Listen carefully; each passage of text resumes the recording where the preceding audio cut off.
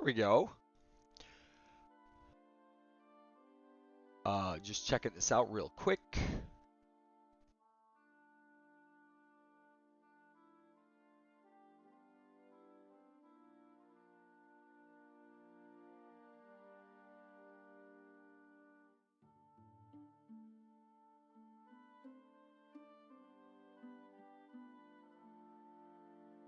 All right, here we go, guys. Greetings, everyone. Uh, this is Sneaky P. The game is 0AD, and welcome to the stream, to the live stream. I think I made the latency just like a little bit better, so it wasn't lagging so much. Not that it matters too much, but anyway, I'm gonna go ahead and share the link here. Come check out the live stream of 0AD Civ rankings. I will be doing this first one towards the beginning of a27 and another one towards the, I would say after a few months. After a couple months. Leave me a message if you check it out. And as always, like and subscribe if you enjoy. So now I'm just gonna tag some people. We got JVC, we got Gmo, whoever it is, I don't know. Whoever wants to check it out though. Come check out live stream. Cool. And now, anyway, with that being said, I am going to zoom in here really quickly, okay? And just if you're a new player, I'm going to show you how you check out the civs. So if you join the lobby, okay, I will show you how to do this too. Multiplayer, game lobby, connect. And you're going to click on civilization here, and then they'll give you kind of like the things that stand out about the civ here, but then you can go to the structure tree. I really like looking at the structure tree because I see a lot of pictures. It's kind of easier for me to remember what's going on with each of the civs. That's a good way to check it out, and I've done quite a bit of looking at these structure trees, just kind of seeing like, if there's anything that is new that maybe I haven't tried yet, or that seems really good. And so I did see a couple new things that I did try, and I was trying to like experiment with the civs to find out which ones seemed better to me. And after I did all that, then I decided, you know what, I'm just gonna make a tier video here, and then we're gonna see who agrees, who disagrees. And at the end, I have a cool thing to share with you, because I had a conversation with one of the best 0AD players, and he gave me his thoughts on where he thinks the civs would be ranked 1 to 14, and I will share those at the end. And so, we can see that we have the new civ, the Han, fairly new civ. They're in there now as well, and we've done a lot of rebalancing. I started playing in 2019 in A23, and it was a lot, I think, less balanced than it is now. I think now it's more balanced than ever, and that's actually why when I do this tier list today, I will just be having A, B, C, D, and E. I don't really think there are any F civs, even though I kind of feel like there is maybe an E civ. We will get into it. You will see. But I don't think there are any F civs. And of course, if you know how to play 0AD and you are a good player, that's really what matters. But the civs do matter a little bit, and you have to know your civ. Now, with all that being said, I am going to highlight these civs and also roast a couple of these civs. So let's get started, okay? I'm just going to go across the list like this. And we're going to start with the Britons here, and we're going to see if I remember each civ's icon here as well. But anyway, I know this is the Britons, and the Britons are going directly into A tier, obviously. After trying out all of the civs in A27 and watching a lot of people play the civs in A27, the Britons seem to me like the overall best civ that you can play. And now, another thing to consider is, are we talking about, are we talking about a player who is completely new? Like, I don't know who this is. I'm not saying that he's bad. I've never heard of him before. He's probably a pretty new player, right? And then on the other hand, you got guys like Atric, right? Who are very strong players. And then you have guys like Borg, okay? But one of the best players in the game, right? And so I'm going to be doing all of mine based on what I think would work for like a player who is around my rating. So maybe about 1500. And so let me go back to the tier list. The Britons are just the best civ in my opinion, because they are one of the two fastest civs along with the Gauls because their build time is faster for buildings. They also start with a dog, so they can explore the map right away and then send the dog in to harass. They also get 20 extra dogs that don't count towards their pop cap in a regular 200 population limit game. And keep in mind, I'm also talking about just normal settings, okay? And I'm talking about 4v4 normal mainland balanced settings with a pop cap of 200. So I'm talking about just the most standard settings that most people play on 0AD. Then at the end of the video, I will get into maybe some 1v1 rankings and explain to you how that changes a little bit. But to talk about the Brits a little bit more, they also have the best hero in the game, which is the Cav hero that is a temple, okay? And then they get to use stone right away to be more efficient with their stone. And they get the best combo in the game, which is slingers with spearmen. And, maybe pikes are just as good or maybe better, but pretty much the best combo of the game starting with slingers. So Britons are clear A tier civ, number 1 overall. Next up, we have the Carthaginians. And the Carthaginians are going in E tier. I gotta, talk a little bit of smack about the Carthaginians because the Carthaginians still seem to be struggling a little bit. Now, they did get an upgrade that has to do with their houses and apartment buildings. So this is turning houses. Let's see if I can find it. They are able to build apartment buildings right away, and they are also able to upgrade their apartment buildings into, here it is, they're able to upgrade their houses into apartment buildings. So I think that's maybe the highlight for them. They do get a variety of mercenaries, but the mercenaries I think are still overcosted and it's just a tough civ to play, and it doesn't seem very good in the they don't have anything going for them in the early game, and they don't really have much going for them in the late game either, even though you can switch over to Champ Cav, which is what you would want to do, probably playing Maharbal here.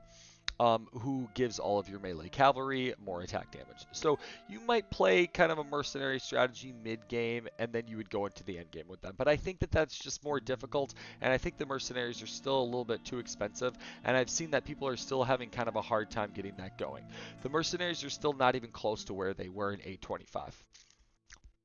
And so that brings me to the next civ that I'm going to talk about,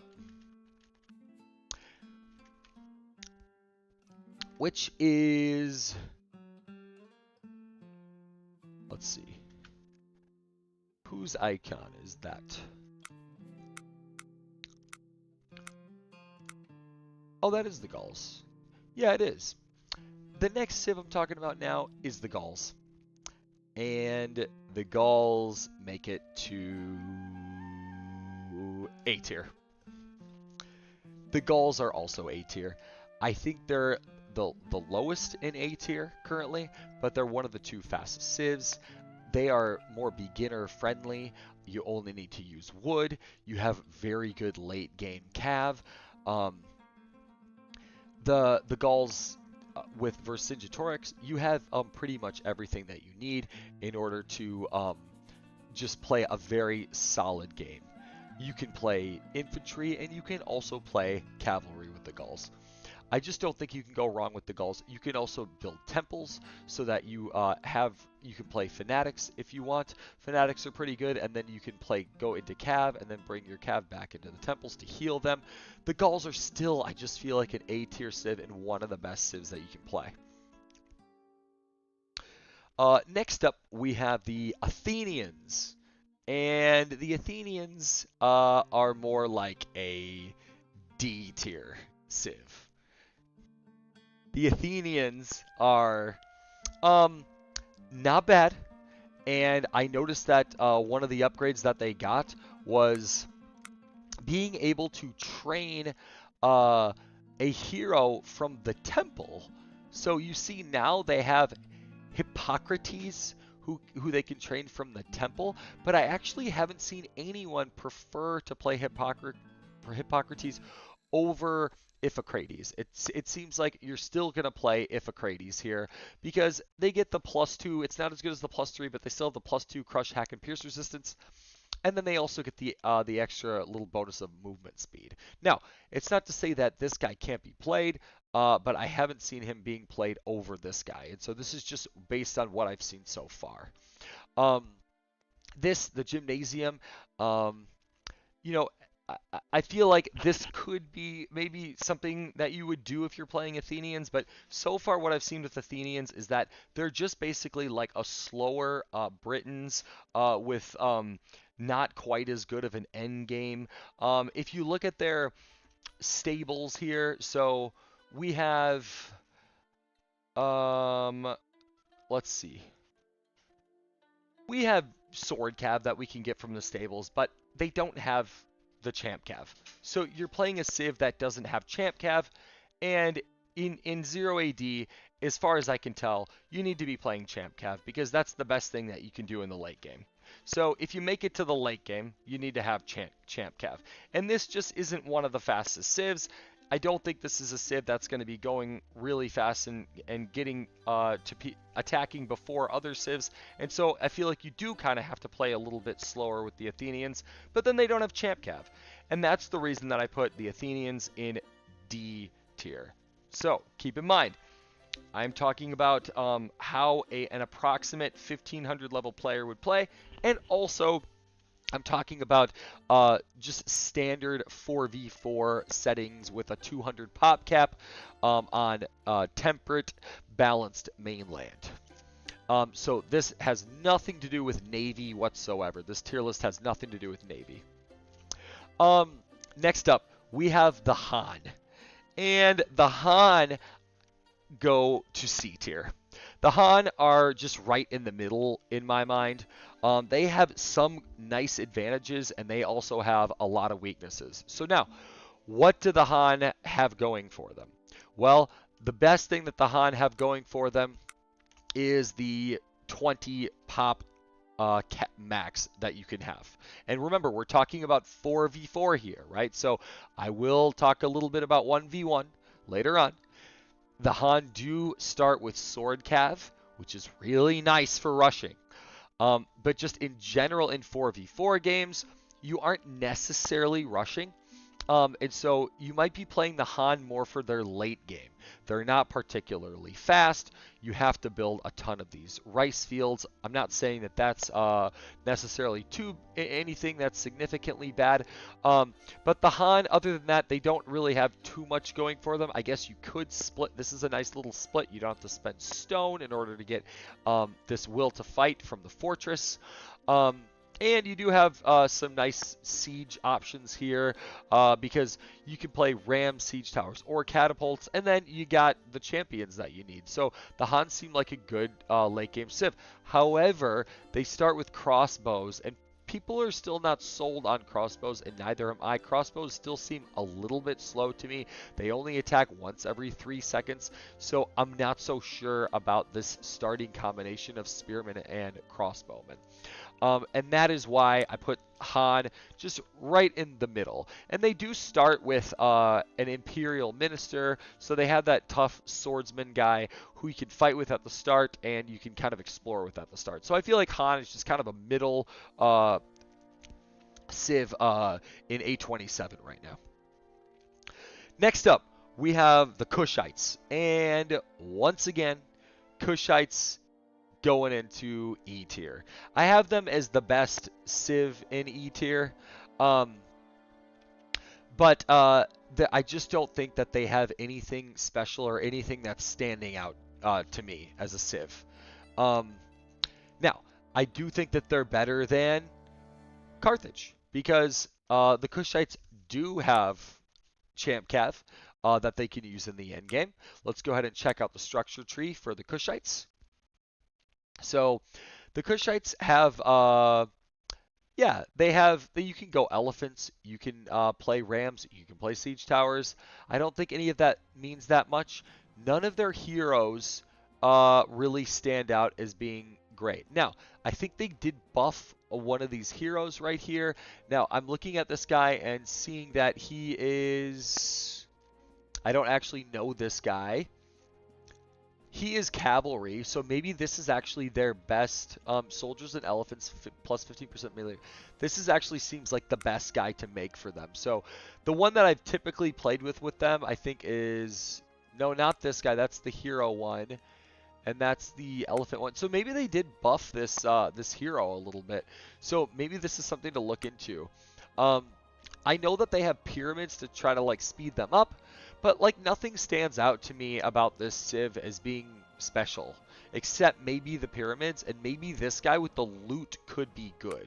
But that's why I have the Kushites in E tier. We can kind of see that, their team bonus. They could build an extra civic center. People don't really build extra civic centers, though. And that's something important to, or sorry, that's the Athenians. We have elephants, minus 20% resource costs and training time. That's right, for the Kushites. So that actually could be good if you're going Kushite elephants. However, I don't think that they changed the elephant situation for the Kushites yet. So I'm pretty sure that if you look at the Kushites, they still have the small elephants. They do. The ones that have 900 health. I'm not really sure how they've done that. I mentioned that to somebody, how we have the, strangely the African elephants are smaller than the Indian elephants, even though it should be the opposite. But yeah, that's the Kushites overall. Next up, we have the Mauryas. And the Mauryas are, from what I can tell so far, are B tier. I think they are the best B tier civ. I don't think that they're A tier because even though they have some really nice advantages, okay, they're not necessarily advantages for just standard settings. Now, they get a worker elephant, which is really good. They also the Mauryas have small houses, and they also have the pop cap bonus of 20, so you get an extra pop cap bonus. And with the Mauryas, you can play almost anything, but you can't play javs and you can't play slingers. And so that's the only reason that Mauryas are not A tier, is they're not as fast as the Britons or the Gauls. They're not quite as fast, even though they do get a worker elephant, which is really powerful, especially in like nomad settings or in like 1v1 settings. Like that's really nice. But in just regular 4v4 settings, they do have the elephant, which is powerful, and the pop cap bonus, and they are the best archer civ, but the problem with the Mauryas is that they are an archer civ, and it doesn't seem to me like archers have caught up with slingers yet. They might be as good as javs, from what I can tell. They definitely have some advantages over javs when you are defending or when there are a lot of structures in the way.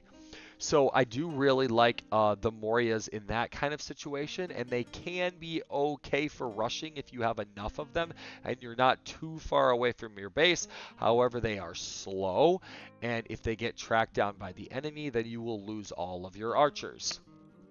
And so You can play big elephants with the Mauryas, you can play rams with the Mauryas, and the Mauryas also have one of the best heroes in the game because they have the infantry temple here.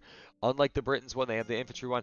They did nerf this one, I think, a little bit. The range is 35 meters instead of 60 meters, so it's not quite as good as it used to be, but I still think it's a really good hero to have. You can try to keep your army close together to utilize that. So yeah, they can go champ chariots in the end of the game, and they also have sword cav, and they also have this awesome bonus right here, which makes the swordsman even stronger. And so the Mauryas are just overall just a really nice civ, the best archer civ in the game. And in Phase 2, you can just start making swordsmen right here. And then they have this really sweet unit called the Yoda. And now in a27, because buildings are less resistant than ever, the Yodas can just quickly run in there and just take down a building a lot like a battering ram. But they're faster, so and they can be healed, with this healer hero. But the Mauryas are a really versatile civ. They also have elephant archers. They're a really versatile civ with lots of good upgrades, and that's why they are the best civ in B tier.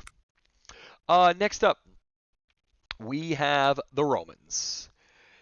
Now, the exciting thing about the Romans is that the Romans have now gone all the way up to A tier. That's right. I am putting the Romans as the second best civ in 0 AD. And you might be wondering, what? How could that possibly be true? How could they be ahead of the Gauls who are a fast civ? Well, there's one reason for this. And that is that the Romans now start the game with Fertility Festival. That's right. They start with Fertility Festival, which means you can immediately start training women out of the houses, which makes you really fast. And so this is just an awesome advantage that the Romans have. The Romans also start with swordsmen. I feel like swordsmen are the best melee unit in the game right now. They get to start with swordsmen. They also start, and this is more of in a 1v1 setting, but they do start with melee cav also. They start with spear cav, and the spear cav are better for rushing, and they're also better for taking out other people's cav. Then, when you get to the late game, they have rams, as always, that do more damage than other people's rams. They have 3 good hero options in case one of your hero dies. And then they get they're the only civ that gets champ sword cav, which just absolutely shred any infantry unit. And of course, any opposing siege unit. So that is why the Romans are now in A tier. And I think the Romans are one of the best civs in the game. I've been playing them more and more and just liking them more and more because starting with Fertility Festival is OP. There are a couple things that I haven't even tried out yet, too. So we have a couple, like this. What is this? Marian reforms? I don't even know. I haven't even tried it out yet. So maybe the Romans have even more upside. And they still have their military camp, too. So the Romans are now all the way up to A tier. I'm going to go ahead and post the link really quickly back in here.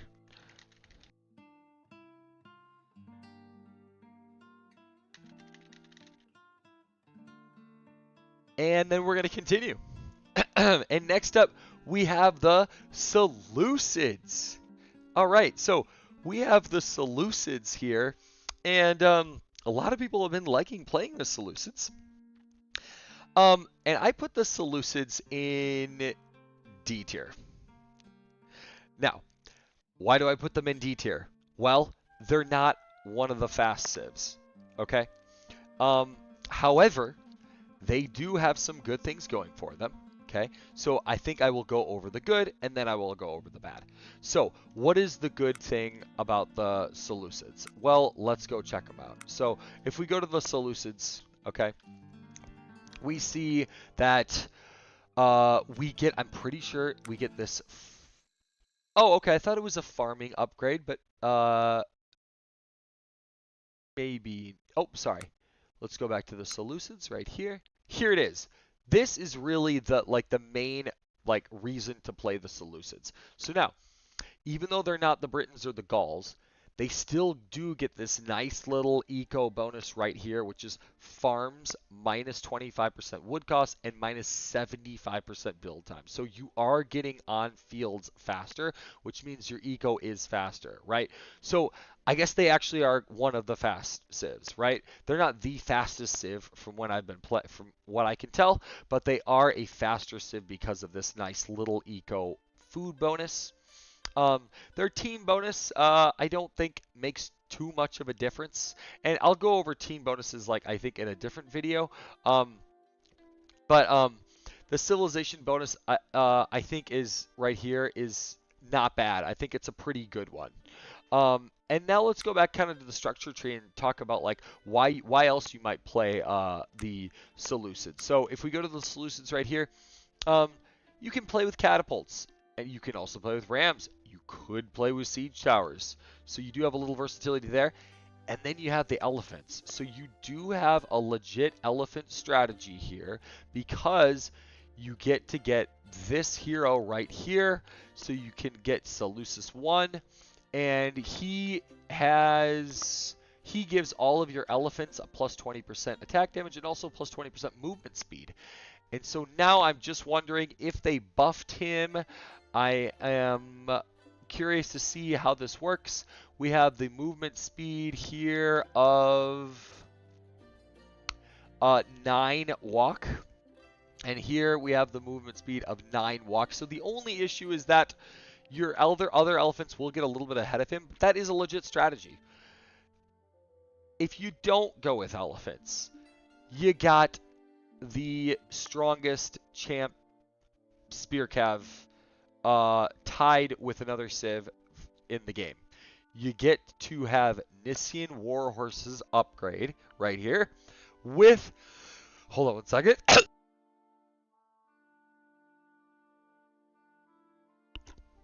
Sorry, have a little bit of a cough. You get the Nissian war horses upgrade with the champ spear cav, which makes these cav really strong. But you could also play range cav. So you have a variety of different champs that you can play. You can play melee infantry cav. Sorry, melee infantry champs. So Seleucids are, I think, not bad. I don't think that they are that good. I think that if we take everything into account, I still think they are a below average civ. And I wouldn't play them over any of the civs above them. However, I do play random in every game just so that I can try all the civs and learn as much as I can about them. So, next up, we are going to get into the Spartans, okay? And this one's pretty exciting, okay? Because the Spartans have a lot of cool new upgrades. All right, let's go ahead and check out the Spartans. The Spartans have the ability, okay? This is the thing that stands out the most to me about the Spartans.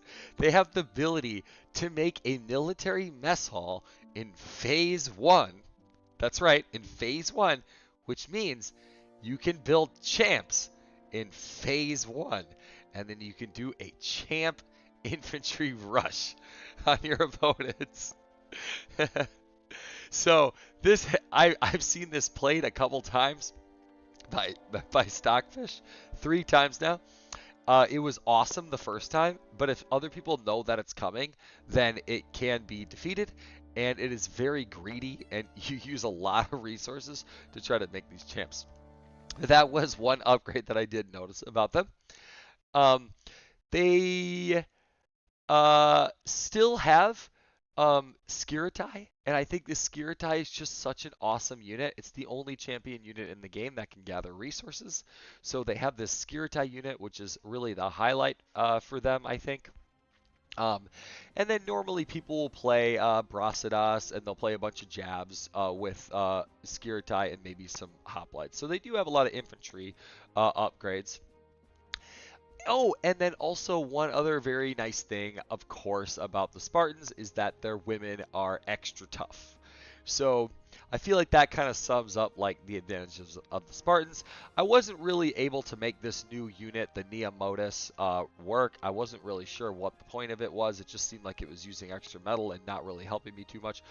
But if you make it work, let me know. I'm curious to see how you've done with it. It also kind of is a hassle to have to unlock the Neomotus from this phase 2 building here, and then not have it be like overwhelmingly good versus like just getting the Skiratai just right away. So like I just would never play Neomotus over Skiratai in really any situation. And now for the bad part of the Spartans, which is just no cav. So they have Spear Cav in Phase 2, which struggle again to take down Siege, at least compared to Sword Cav. And they have just no Champ Cav option whatsoever. And they have no pop bonus. As far as I know, they don't have any eco bonus that makes them any faster. And for that reason, I still have the Spartans as dead last. I don't think the Spartans are good. You can make any civ work, but I think the Spartans have the least potential of all the civs still. It just seems like alpha after alpha after alpha, the Spartans are always given the short end of the stick. They just are not lucky in getting adequate upgrades. It just is really hard to make a civ that doesn't have late game cav work. And the Spartans are just like the perfect example of the, you know, that struggle of like having an army that is chasing around other people's cav, not catching them, getting out of position, getting raided while their army's not there. The Spartans are just overall the worst civ that I have experienced so far in a27. Now, we will see in a few months. So in probably 3 months from now, I'm going to do another civ tier video, and we'll see if anything changes, because this is kind of my first one, right? So I feel like I've learned enough about the civs, not everything about the civs, but enough about the civs to make a pretty accurate list. But we will see in like 3 months from now. I'll know quite a bit more, and we'll kind of get the hang of like what people are doing and like what stands out the most with these civs. Which now moves us to the Iberians. We got the Iberians here, folks, and in past seasons, especially recently, the Iberians have just been so OP, but I'm actually not putting them in A tier. They are going in B tier. So, Iberians, why are they in B tier? They got some good things going for them. And the number one thing that stands out about the Iberians is the walls.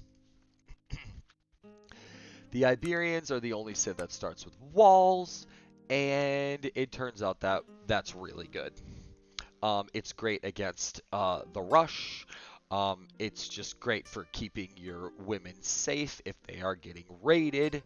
The walls are just really nice. Now, they also have like this little bonus here makes them a little bit faster. They get the javs at a minus 10% cost. It makes them a little bit faster. And then if you want to like turtle with them, even though turtling is worse than ever, at least since A20, maybe A22 it was good. I don't know, but I mean it was bad, but now in A27 turtling seems worse than ever. And you could go with the towers here. Maybe these towers, maybe the Iberian towers are good enough to turtle with. I don't know. But the walls are definitely still good and a really good way to be defensive.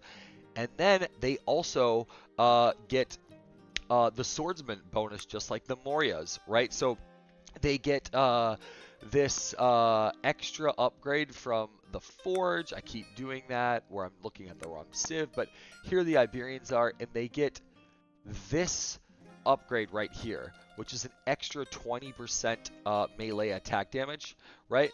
But its swordsmen get an additional 20%, right? So just like the Mauryas, they get this nice extra 20% bonus, and you can actually just go with Champ Swordsman, just like right out of the barracks, like if you don't want to go Cav.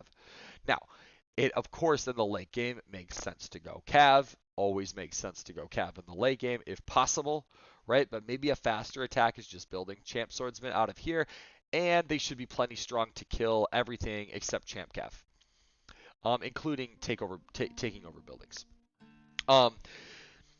With that being said, you still have the Fire Cav, and I played Fire Cav, and they still seemed good. I don't even know if they're any worse. I think they're still really good. Maybe they are a little bit worse. I'll have to play a little bit more to find out about that. But this is still a Champ Cav unit, and I don't think it's any worse than any other ranged Champ Cav unit. I'll have to do a little bit more testing with the Fire Cav. But what happened last season is that everyone said, oh, the Champ Fire Cav are so nerfed, like I'm not going to play them anymore. And then what happened? Well, they started playing them again and realized that they were OP still, and then the Iberians once again were a top civ. They have good hero options right here as well. Now, what is the bad thing about the Iberians? Nothing really. I mean, they're not, they do have like the jabs that are a little bit cheaper.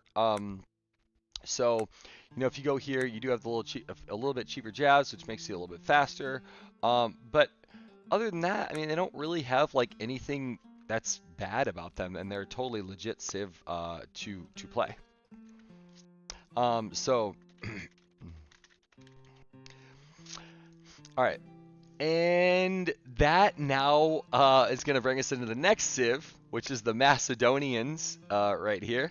We got the Macedonians, and I have the Macedonians as C tier. Yep, right in the middle. I wonder if people are going to disagree with this one. But the reason I have the Macedonians in the middle, I will tell you the good, and then I'll tell you the bad. I think the good is the eco upgrades. I think this is just like by far the best part of the Macedonians.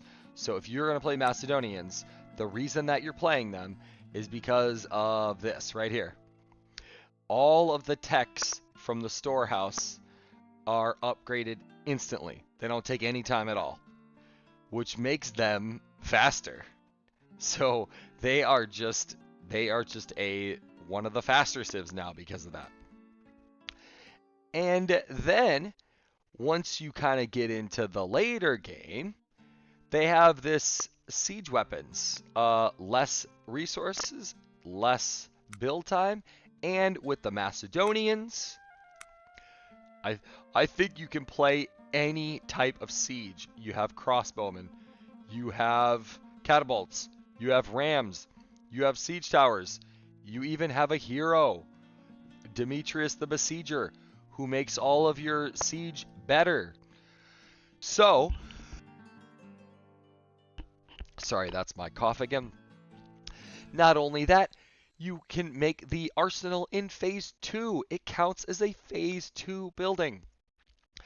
Now, it's not to say that you don't want to get more than one forge up, right? You probably want to have, I feel like 3 forges is pretty much where you want to be.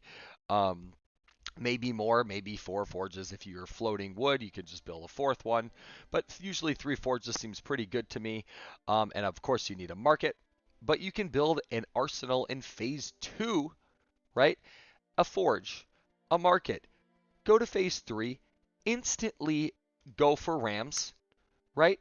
And you're getting rams out faster than anyone else. And rams, when rams come in at like 14 minutes, or sooner, it can be a big problem for the enemy to deal with. Now, you could even get them there. Some people might even get them there at 12 minutes. But I think they have a lot of potential, right? So you have the really nice siege there, and then also the Macedonians can go Champ Cav. And so that's why I have the Macedonians. They should be here. They are my best civ in C tier.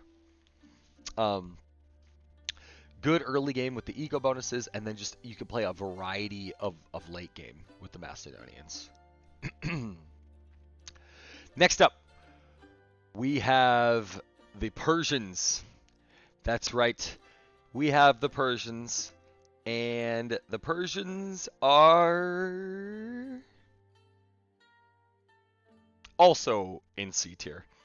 And I got the Persians just one spot ahead of the Han right here, and I will tell you why. So the Persians also have the pop cap bonus of 20, so the 10% pop bonus, just like the Han do. But the Persians can transition into jabs, and also the Persians have archers to start, which I still feel like are a little better than crossbowmen. I think crossbowmen are probably the weakest range unit so far. That's how I have felt with crossbowmen. I think the archers are a little better, and I think the Persians are the most versatile civ in all of 0 AD. If you disagree, let me know. I would love to hear what you have to say about that. But if we go ahead and we look at the Persians, which we will do here in just a moment. And sorry, I should have been doing this the whole time. I think this would be better. But if we look at the Persians and we go to the civilization overview for them, we see that pop cap bonus like I already mentioned. And you see this here, right? So this is a significant one as well. Barracks and stables minus 20% wood and stone cost and build time. So that makes them Persians a little bit faster, right? And then once you get into the end game, they're one of the civs like the Romans that get the stronger rams. So where are my Persians? The Persians get the stronger rams. The Persians also get the big elephants. You can go elephants with the Persians if you wanted to, even though the rams are probably better. You get this sweet hero, Cyrus, which is the only hero in the game who can just train units from himself, which is very strong. Can you give me water too? And then the Persians, tied with the Seleucids, have the strongest melee cav in the game. So they get Nicean war horses, but they can also go with chariots, or you can go with cav archers. And so the Persians just have a really nice late game with that pop bonus and just champ melee cav, champ ranged cav, or a combination of the two. And then you have Cyrus, who's just giving you champs just out of himself. And then you got the stronger rams. I mean, I just really, and then you can even, you used to be able to turtle pretty well with the Persians too, because they get the bonus of making all their buildings stronger. And like I said before, if you don't like archers, you can go to phase 2, and then you're making jabs, right? So then you have jabs and spearmen. So that's why I got the Persians, just kind of right in the middle. I don't think, I don't think of the Persians as being one of the faster civs, but they do have this barracks and stables minus cost and minus build time, which does make them a little faster, right? But so that's why I have the Persians just right in the middle there of just all the civs. I think that they're kind of the average civ for a27. And then finally, guys, that gets us to the last civ that I want to go over today, which is the Ptolemies. And where do I have the Ptolemies? I got the Ptolemies right there, spot number 5 in B tier. The Ptolemies are still really good. The Ptolemies are not as good as they have been in past alphas.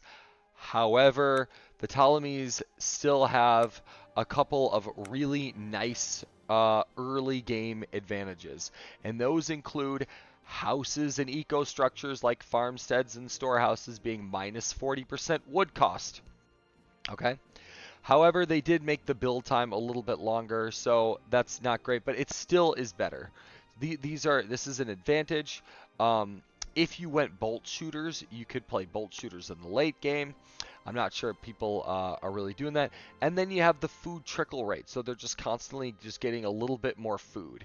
The Ptolemies are just a little bit faster, and they also have the best combination, as far as I can tell still, of melee and jav basic units. So in phase 1, you're getting pikemen, which I think are still the best defending melee unit, even though melee is used a lot more offensively now, and slingers. And as far as I can tell, nothing beats slingers still. Slingers are still the strongest ranged basic unit in the game. The Ptolemies can still go champ cav in the late game right here, so they do have a little bit of their own late game. And then they no longer are able to make their heroes from the CC because they were too OP, I guess, when they were doing that. I'm pretty sure the Seleucids are the only civ that can do that now, which is a nice little advantage. You can just get it right out of the CC. But the Ptolemies, they used to have to make a fort, but now they don't even have to make a fort. They can actually just make this special temple, which I think is actually a nice little upgrade for them, and get the heroes out of the temple, and then you can come back to the temple and heal if you need to, which I think is just, I think it's better. It's a faster build, and it's a cheaper build than the fortress. And so that's why Ptolemies go into B tier. And that, folks, rounds out, that's all of the civs, all 14 of them, ranked for a27. They're in tiers because I thought, like, okay, these are really close. However, the last one in the A tier is pretty close to this first one in B tier. The civs are more balanced than ever before. I think if you're a good player, I will say this, I think if you are, let's say that you know how to play all the civs equally well, right? If you are 150 points higher than your opponent, you will beat them 4 out of 5 times using the worst civ versus them using the best civ. The civs matter, but they don't matter that much, and they can all be played in different ways. So that's the video for today. I hope you enjoyed it. Check it out on the YouTube channel if you didn't get to see it live. Please tell others about this video. I want to get other people's opinions. And the last thing that I'm going to share with you today is someone else's rankings. So these are my rankings based on what I've seen, okay, and also based on what I've played. But yesterday, right before making this video, I did want to talk to one of the best players in the game. And we talked about how the civs would be different if they were played for 1v1. And the person that I'm talking about is Borg. So Borg and I discussed this yesterday, and I asked him, what do you think are the best civs? And he told me what he thought the best civs were for 1v1. So first, I will share with you how I would change the civs for 1v1.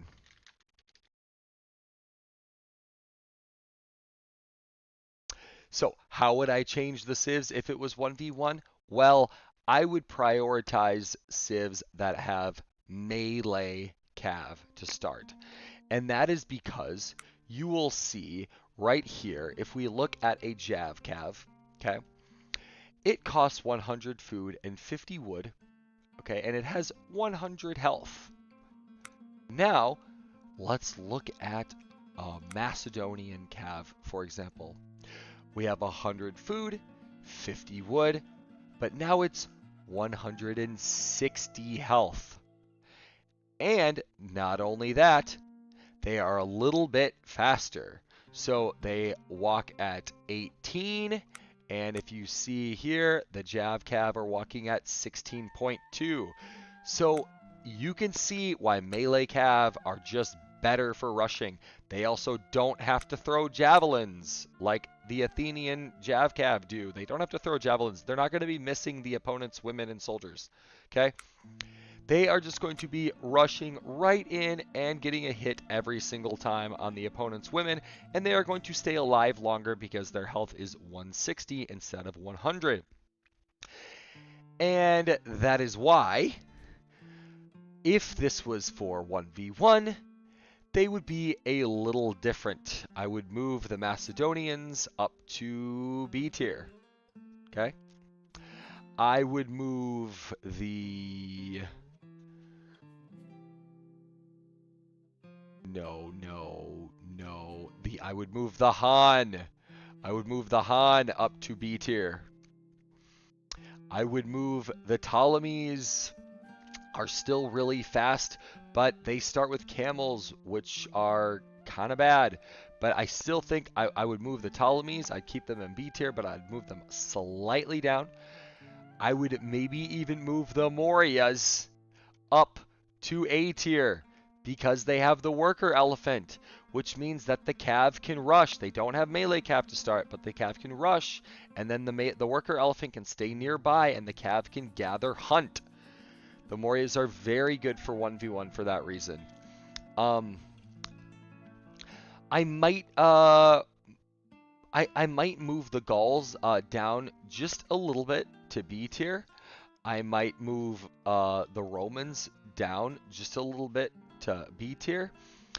And that's pretty much how I'd have the civs if I was doing this for 1v1.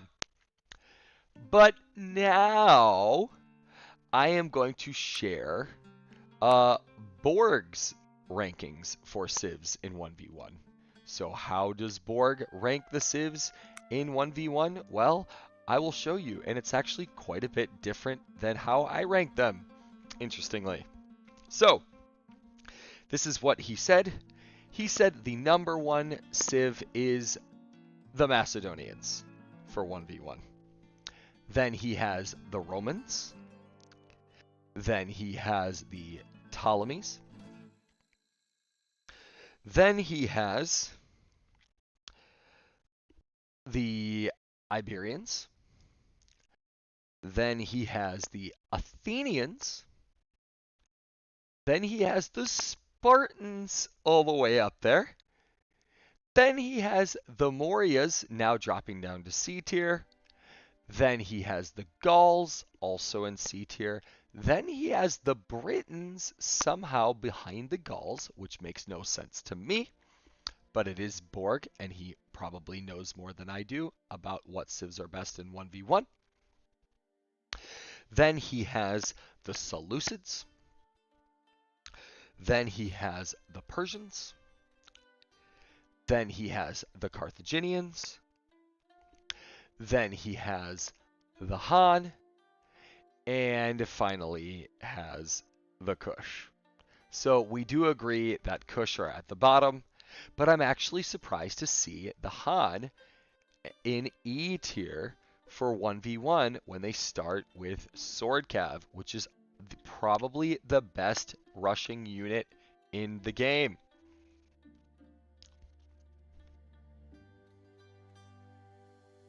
And so guys, that is the end of the tier video. I am going to move it back to my rankings here at the end so you can kind of see the difference between how Borg had it and how I had it. And then I will end the video. So just a recap of how I ranked the civs, okay? I had the Britons as just still the clear number one civ to me, okay? They just are good at everything. They have early game. They have late game. I moved the Romans all the way up to A tier into my second spot because they start with Fertility Festival and they get swordsmen. They have some nice versatility. The Romans used to be maybe down in D tier for me, and now they're all the way up to A tier. Then I have my Gauls. Gauls are the other civ in A tier because they and the Britons are the two fastest building civs. And you can see that right here. So if we go to the civilization overview and we go to the Britons and we go to their bonuses, we can see that the wooden construction structures are minus 20% build time, and that makes a big difference in terms of how fast you are building and how fast you're doing your eco. Then I had the Mauryas. Then I had the Ptolemies. Then I had the Iberians. Then I had the Persians. Then I had I had the Macedonians. Then I had the Persians. Then I had the Han. Then I had the Athenians. Then I had the Seleucids right here. And then I had as my bottom civs, I had the Kushites, then the Carthaginians, and then the Spartans. And that's it for today's video. This is Sneaky Pete, the game is 0AD, and I am out. I will see you guys in the lobby for some games.